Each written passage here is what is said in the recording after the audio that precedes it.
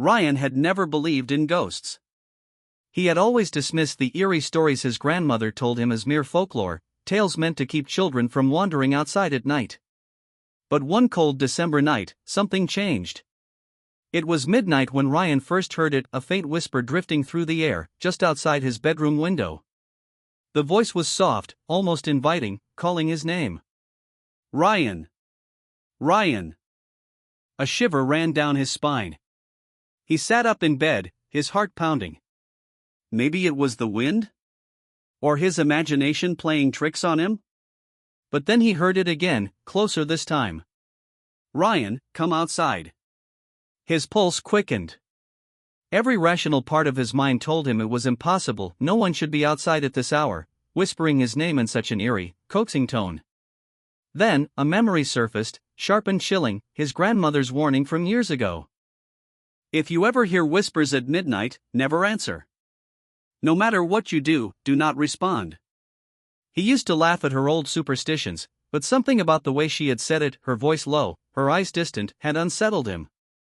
And now, sitting in his dark room, the warning felt more like a command. But curiosity is a dangerous thing. His throat felt dry as he swallowed hard. Against his better judgment, he cleared his throat and whispered back, "Who's there?" Silence. For a moment, he thought he had imagined it all. The air in his room felt heavy, suffocating. Then, suddenly, his phone screen flickered to life. A message appeared, illuminating the darkness. "You answered." A cold sweat broke out on Ryan's skin. His breath caught in his throat as he stared at the screen. His fingers trembled as he reached for the phone, but before he could touch it, the lights in his room dimmed. A chill slithered through the air, wrapping around him like unseen fingers. The whisper returned, but this time, it was inside his room. "You shouldn't have answered, Ryan. Now, we can come in." His heart nearly stopped. His hands clenched the sheets as he forced himself to turn his head toward the mirror across the room. At first, he only saw his own reflection, wide-eyed and terrified. But then, something moved behind him. A shadowy figure stood inches away, its head tilted unnaturally to one side. Its lips curled into a grin, revealing rows of jagged, yellow teeth. The whispering turned into a low, sinister chuckle that sent a jolt of pure terror through Ryan's body. His mind screamed at him to move, to run, but his body was frozen, locked in place by some unseen force. His chest rose and fell in ragged, shallow breaths as the figure crept closer. The air around him grew thick, heavy with the scent of decay. Ryan tried to scream, but no sound came out. His vision blurred. The room spun.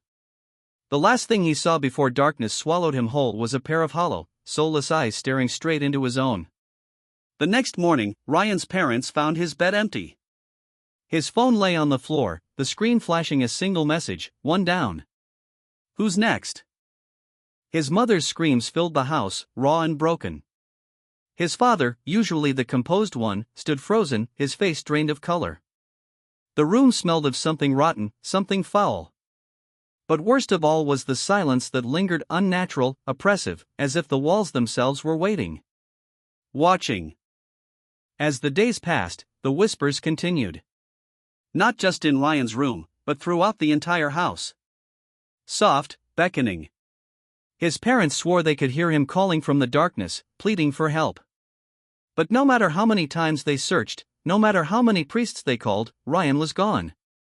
And every time someone answered the whispers, another soul vanished into the darkness. The legend grew. Some said Ryan had been taken by something ancient, something hungry. Others claimed he had become the whisper himself, doomed to call out for eternity, searching for the next person to answer. One thing was certain. If you ever hear whispers at midnight, never, ever answer.